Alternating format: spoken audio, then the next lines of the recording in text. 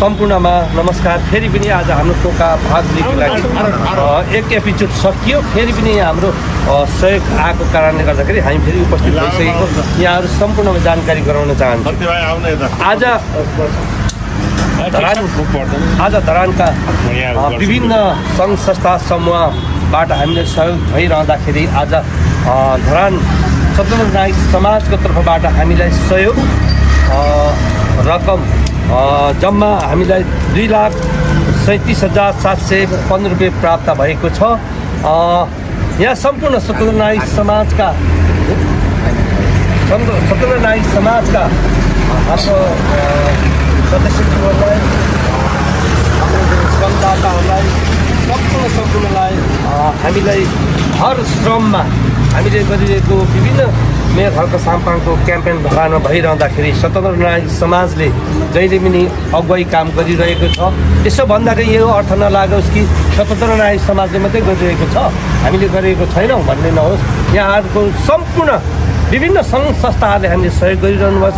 आज फ्रेममा स्वतन्त्र नागरिक समाजका अध्यक्ष सचिवज्यू, हाम्रो सल्लाहकारज्यू, हाम्रो सदस्यज्यू सम्पूर्णको उपस्थित भइसकेको छ र मैले आज स्वतन्त्र नागरिक समाजको जुन एउटा नाम लिएँ, यहाँहरूले अन्यथा नलिनु होला। र हामीलाई हरेक धरानमा दुःख पर्दाखेरि हरेक हाम्रो साह्रो गाह्रो मुस्किल काम हुँदो, भिड पहरा हुँदो, पाइप तान्नको लागि चाहिँ हाम्रो चाहिँ विभिन्न क्याम्पेनमा यी स्वतन्त्र नागरिक समाजले धेरै कामहरू हामीलाई सहयोग गरिरहेका छन्। अहिले कोका भाग 2मा चाहिँ 30 जने भिड पहरामा पाइप लाउनको लागि, पाइप बोक्नको लागि सहयोग गरिरहँदाखेरि आज फेरि हामीलाई पाइप पुगेको छैन। त्यस कारणले गर्दाखेरि पाइप किन्नको लागि भनेर उहाँहरूले एउटा अभियान चलाउनु भएको रहेछ।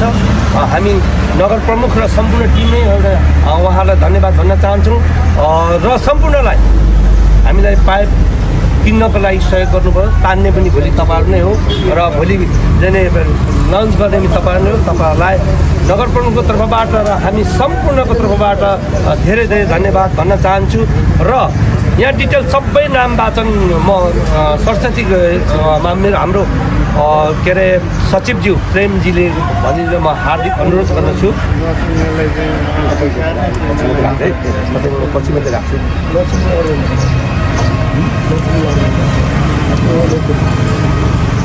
नमस्कार सम्पूर्णमा, म प्रेम कुमार श्रेष्ठ, स्वतन्त्र नागरिक समाज धरान समितिको सचिव। र विशेष गरी आज हामी स्वतन्त्र नागरिक समाज धरानले चाहिँ हामीले एउटा क्याम्पेन चलाएको थियौँ र के कति सकिन्छ एक घर एक पाइप भन्ने अभियान चलाएको थियौँ। त्यसले गर्दाखेरि सबैजनाले साथ सहयोग दिनुभएको छ। उहाँहरू सबैजनालाई धेरै धेरै धन्यवाद।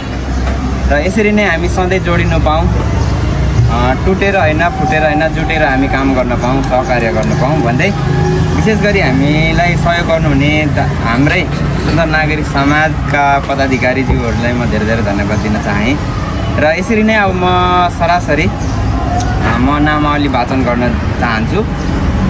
Devraj Rai, Dharan 11, new road line 7000। Shri Dutta Kumar Rai, Dharan 15। Sorry, हाम्रो दत्त दाजुलाई राई भएछ, सरी। दत्त कुमार लिम्बू, धरान 15, 7000। यसरी नै श्री दिनेश राई, धरान 18, 7000। श्री समीर तामाङ, धरान 15, 7000। श्री प्रसाद राई, धरान 14, 7000। श्री कुन्दन श्रेष्ठ, धरान 10, 7000। धरान 9। श्री सत्य घले गुरुङ, धरान 16, 7000। श्री समला राई, धरान 18, 7000। श्री खगेन लिम्बू, धरान 16, 7000। श्री सत्यनारायण पौडेल, धरान 18, 1000। श्री चन्द्र राई, धरान 11, 1000। श्री खिरबहादुर थापा मगर, धरान 15, 7007 रुपियाँ। र स्वतन्त्र नागरिक धरान 15 भनेर 1000 दिनुभएको छ।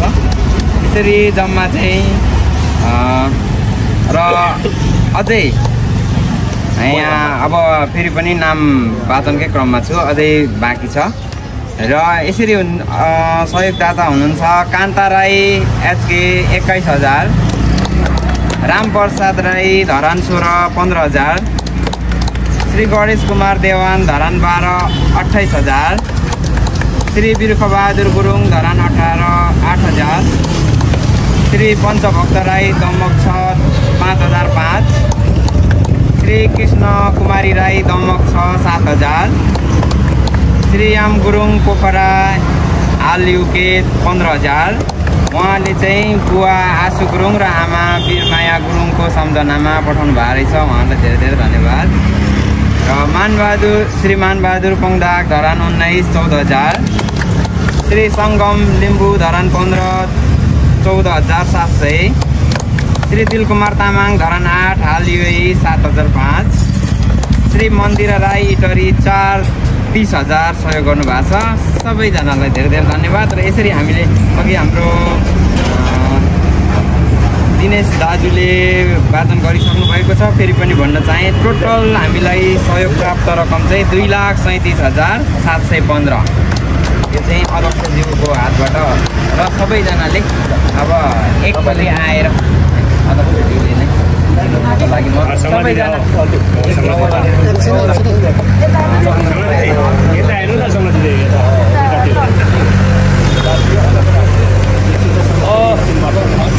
केही कुरा राखिदिनुको लागि अब अध्यक्षज्यूलाई अनुरोध गरेँ। ल धन्यवाद छ सम्पूर्ण देश विदेशबाट हेर्नुहुने तमाम हाम्रा शुभचिन्तक समर्थक देशप्रेमी युवा अनि सब नेपाली दाजुभाइ दिदीबहिनीहरूलाई हार्दिक सम्मान।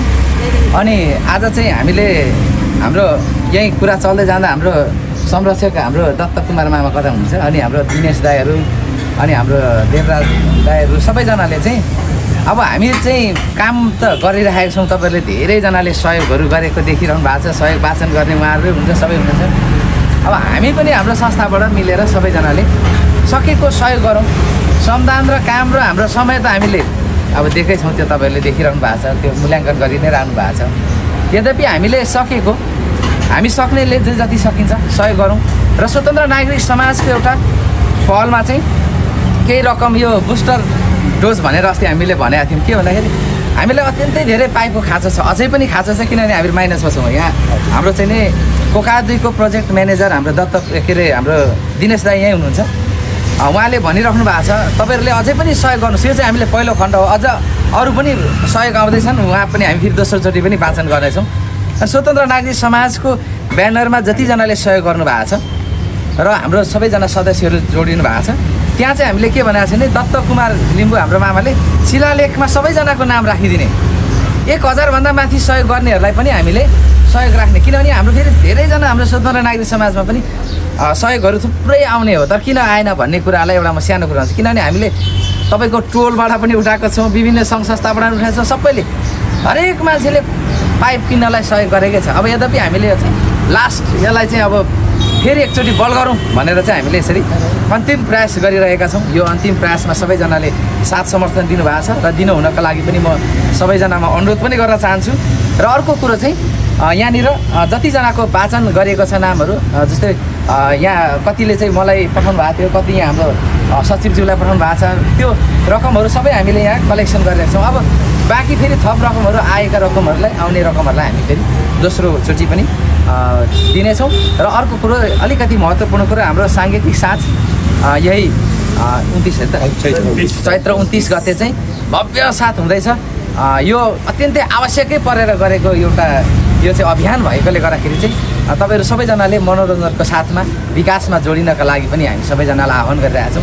ठुला ठुला हाम्रो चाहिँ राष्ट्रिय कलाकारहरूले बिना पारिश्रमिक त्यसरी श्रमदान गरिरहनु भएको छ।